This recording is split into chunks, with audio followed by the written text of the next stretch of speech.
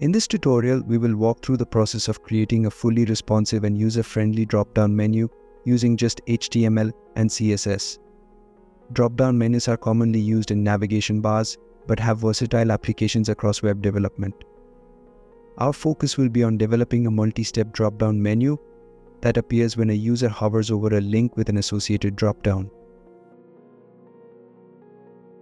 Let's create a simple HTML navigation bar.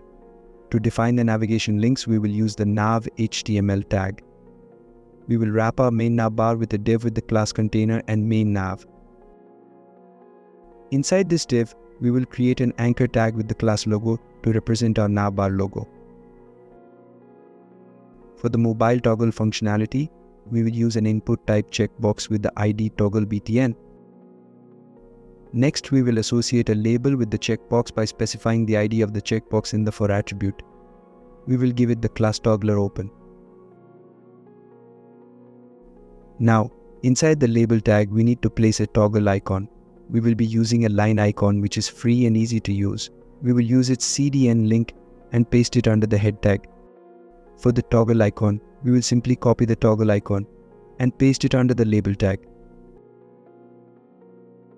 Now, let's begin our HTML code for creating navigation links. The navigation links will be placed inside a UL tag with the class navbar. Each individual navigation link will be placed inside an li tag with the class menu item. To represent a navigation link, we will use an anchor tag with the class menu link. Let's create another navigation link as well. To create a navigation link with the drop-down menu, we need to specify the li tag with the class menu item and the class dropdown for the li tag. Within this li tag, we will add an anchor tag with the class menu link.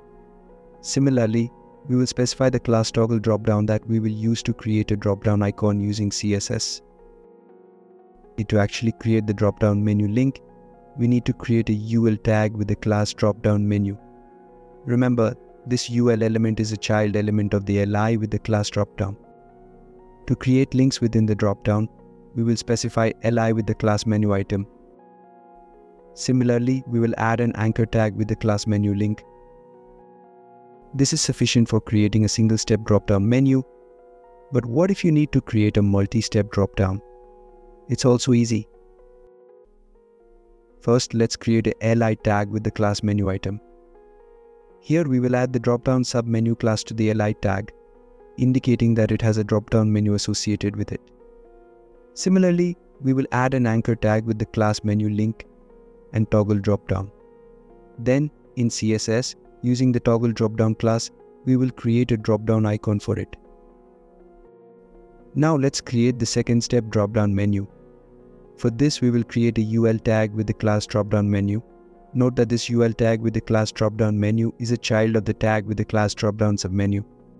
Now, within the UL tag with class dropdown menu, which is basically the wrapper class for our dropdown submenu, we will be creating navigation links. For this, we can simply create li tag with class menu item, and for the anchor tag, we will be using class menu link. For other navigation links, I will simply copy and paste the code.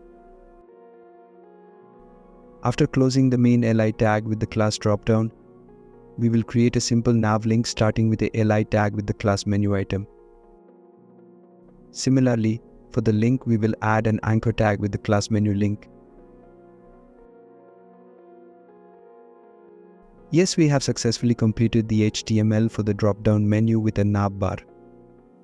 To enhance its appearance and make it look like a professional website, we will need to incorporate some content. Following the closure of the nav tag, we will introduce a section tag with an welcome ID. Within this section, we will include a div element with the container class, an h1 tag for the heading, and a div labeled welcome description to contain our main content within a p tag. Next, we will generate some lorem ipsum text within the p tag.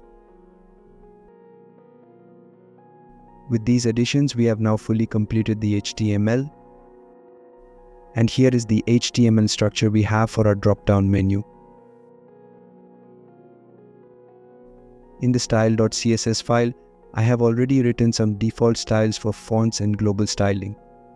You can find the link for it in the description. First, we will target our nav element. We will give it a background color of black, padding of 1 rem for the top and bottom, and 0 padding for the left and right. Next, we will target the element with the class main nav. We will set its display property to flex, allowing us to use flex properties. To vertically align child elements, we will set the align items property to center, and the justify content property will be set to space between. Then we will style our container class. The max width will be 900 px, and the margin will be set to 0 auto, which will center the element horizontally. The padding will be 0 for the top and bottom, and 15 px for the left and right. The element with the class logo will have a font size of 1.4 rem, a font weight of 800, and a color of white. The UL element with the class navbar will have the display property set to flex, aligning child elements horizontally. For larger screen sizes, the input type checkbox with an ID of toggle btn will be hidden from view. Similarly, the label associated with the checkbox will be set to display none. The li element within our navbar with the class menu item will have its position set to relative, with padding of 0 for the top and bottom, and 1 rem for the left and right.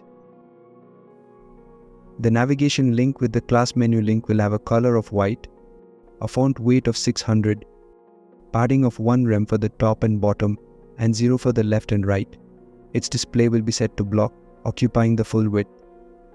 White space will be set to narrap, ensuring that the text stays on a single line. A transition will enable smooth animation between start and end. Finally, when the user hovers over our menu link, we will change its color to yellow. After finishing styling our navigation links, we will now customize our CSS for drop-down functionality and icons. The anchor tag with the toggle drop-down class will have a drop-down indicator. To achieve this, we will target its pseudo element. We will set its display to inline block for proper positioning next to the drop-down text, and give it a margin left of 255 am. We will set the vertical align to middle, placing the pseudo element in the middle of the line height of the text. The content will be set to an empty string. The top border will be set to 3em solid, border right set to 3em solid transparent, and we will remove the border bottom. Likewise, the border left will be 3em solid transparent, completing the arrow shape. The result is a downward pointing arrow created using CSS borders. This arrow will appear after any element with the class toggle dropdown. Next, we will style our UL element with the dropdown menu class, which is the main wrapper class for dropdown links. Firstly, we will position the dropdown menu absolutely relative to its nearest positioned ancestor.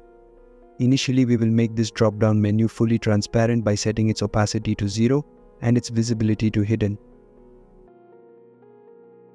The background color will be set to black, and we will ensure it has a minimum width of 150 px. The margin top will be 15 px, and for smooth transition effect, we will set its transition property. Now, as our drop-down is initially hidden, we have to target it when the user hovers over the menu associated with the drop-down. This CSS code targets the drop-down menu that is a direct child of a menu item with the class drop-down when hovered.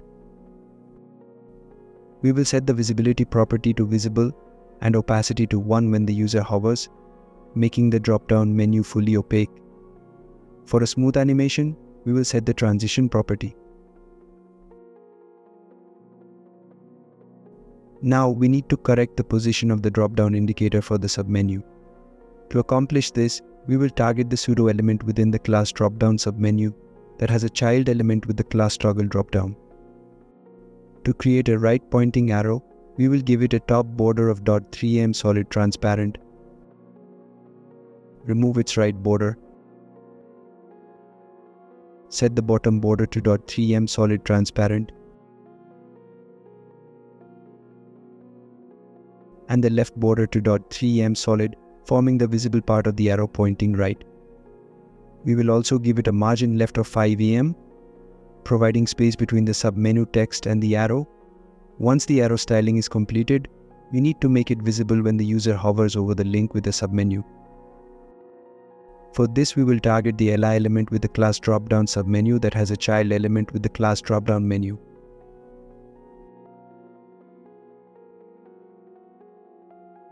Finally, when hovered, we have to position our dropdown submenu. For this, we will target the element with the class dropdown menu, which is a child of the dropdown submenu. We will give it a margin top of 0, set the left property to 100%, positioning the submenu to the right of its parent menu item, and set the top to 10 px, moving it 10 pixels upwards from its normal position.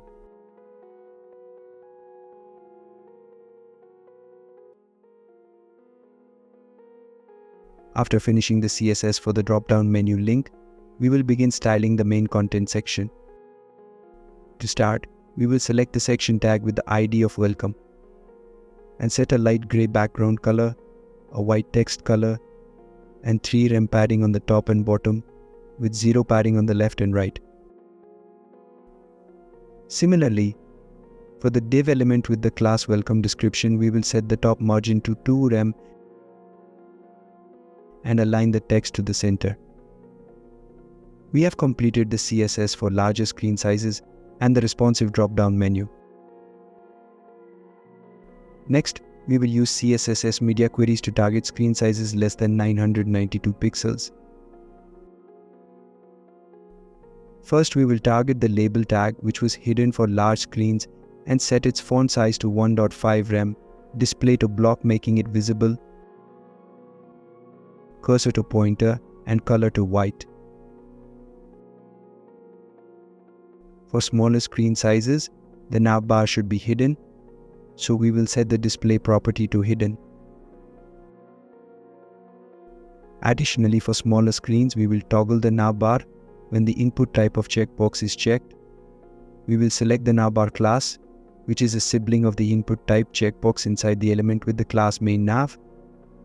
We will set its display property to block, position to absolute, add a background color,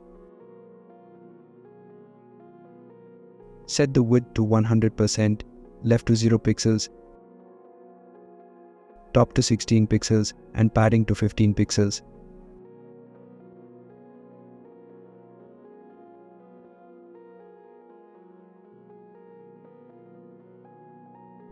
The list item element with the class menu item will have a margin of 15 px on the top and bottom, with 0 margin on the left and right.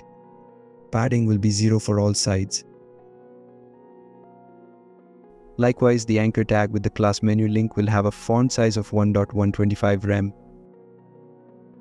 a color of a shade of purple, and padding of 0.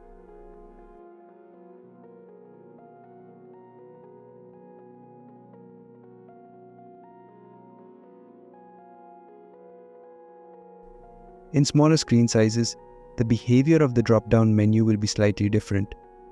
It will have a position set to static following the normal document flow, initially hidden display, remove top margin, and no background.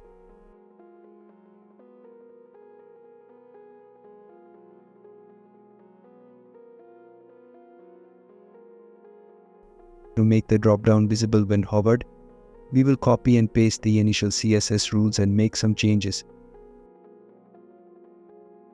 We will add display block as it was initially hidden. For smooth animation, we will use a custom animation named Fade In.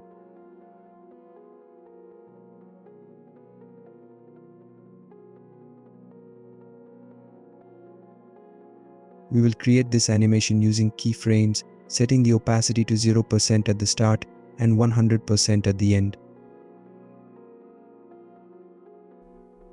When a user hovers over the menu with the drop-down menu will become visible, with the drop-down link smoothly appearing in its default position.